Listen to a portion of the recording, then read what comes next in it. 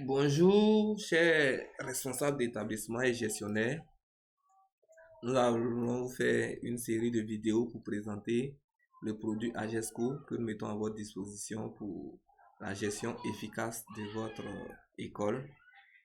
Et donc, voici le menu général qui est là.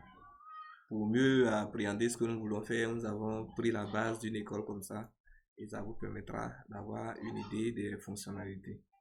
Donc, nous commençons par l'onglet, le menu fichier, l'option de menu fichier. Quand vous cliquez, voilà les différents éléments qui sortent. Il y a la configuration. Il y a plusieurs configurations que vous pouvez faire.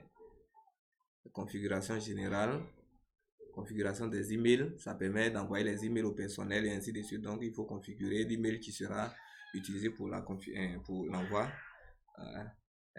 Les API SMS aussi, les configurations, puisque ça permet aussi d'envoyer les SMS aux parents d'élèves, aux membres du personnel, tout ça.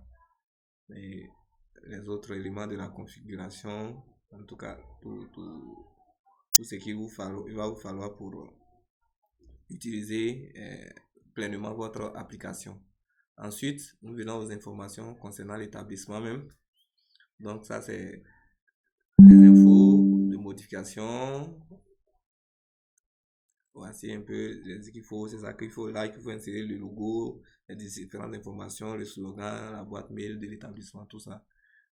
Aussi, la possibilité que le code de l'établissement change ou bien peut-être par erreur le code a été saisi par erreur, donc la possibilité de modifier.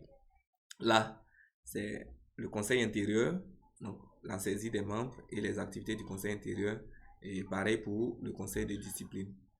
Au niveau de l'option de menu année scolaire, l'année globale, modifier, créer une nouvelle année. Ici, c'est configuration des périodes. Le premier trimestre commence quand, ça finit quand, la date de conseil quand, ainsi de suite. Et la configuration des congés scolaires aussi. Ça permettra de pouvoir filtrer les heures des vacations calculées, les volumes horaires des vacations, ainsi de suite. Bon. La saisie des niveaux, des séries, ainsi de suite. Maintenant, les configurations des classes. Quelle classe fait espagnol, allemand, dans quelle salle ils sont, tout ça, c'est là qu'il faut configurer. Si on veut changer le nom d'une classe, c'est là. Les enseignants qui interviennent dans une classe, l'éducateur, les états des inscriptions, et puis bon, ça c'est les statistiques si on veut actualiser. La configuration des matières, ici ça permet d'afficher la liste des matières, d'ajouter ou de supprimer certaines matières.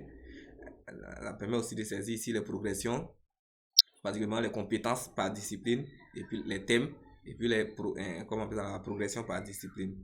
Ça permet à l'ACE de suivre, si les professeurs remplissent ce cahier de tests électroniques, ça permettra à l'ACE de suivre, comment on appelle ça, l'état d'exécution des progressions. Donc ici, ça c'est les matières de bivalence, donc les cours de bivalence.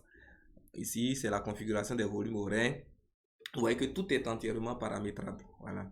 C'est pas des choses figées. La modification des coefficients, bon, on peut le faire un peu plus rapidement. Et si aussi on ne veut pas se fatiguer, on peut récupérer la configuration d'une gestion passée. Donc, ici, c'est le personnel. Ajouter, modifier les reprises de services, la gestion des enseignants, c'est-à-dire l'attribution des classes, le choix des PP, et puis les décharges, les éducateurs, l'attribution des classes, ainsi de suite, les censeurs, la gestion des stagiaires, les mouvements, c'est-à-dire les autorisations d'absence, les congés, ainsi de suite. Voilà. Et ça, c'est l'option réservée à l'administrateur pour valider les mouvements ou bien les invalider. Donc, on peut modifier la fonction, modifier le matricule. Bon, ça, c'est déjà fait maintenant. Donc, c'était pour passer de 8 chiffres à 10 chiffres pour les numéros de téléphone. Donc, les informations concernant les élèves, ici, voilà, il faut ajouter et supprimer, modifier les informations d'un élève, l'impression des billets d'entrée. Euh, Ici, l'onglet pour épurer les listes de classe. Ici, donc, les configurations automatiques. Voilà, la recherche de matricule, les changements de nom, les modifications de matricule, la gestion des flux, les transferts entrant, sortant, orienté entrant, sortant, voilà, ça permet de pouvoir faire facilement les listes. Maintenant, ça c'est ici pour l'établissement des listes de classe. Donc, ça vous permet de faire à plusieurs trous, soit par importation, soit de façon normale. Et avec les critères, si vous voulez faire des classes d'excellence, il y a les critères qu'il faut, ainsi de suite. Donc ça, c'est aussi le cahier d'appel électronique. Donc une fois l'appel est fait et synchronisé, d'ici vous pouvez consulter d'abord les trucs et puis consulter le récapitulatif.